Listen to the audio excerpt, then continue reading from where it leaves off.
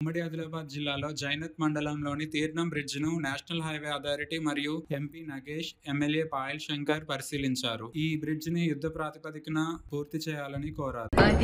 తరోడా దగ్గర ఉన్నటువంటి ఈ యొక్క బ్రిడ్జ్ అంతరాయం వల్ల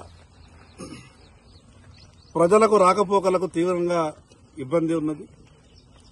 దీని మీద నేషనల్ హైవేకి సంబంధించినటువంటి ఈ రాష్ట్రంలో ఉన్నటువంటి ఆర్ఓ అధికారి స్వయంగా ఇక్కడికి ఆదిలాబాద్ తరోడా దగ్గరికి వచ్చి ఇక్కడ ఉన్నటువంటి ఈ బ్రిడ్జ్ అదేవిధంగా మిగతా టెంపరీగా ఈ ఆదిలాబాద్ నుండి జైనాథ్ అదేవిధంగా బేలా మహారాష్ట్రకి వెళ్లాలంటే విపరీతమైనటువంటి ఇబ్బంది.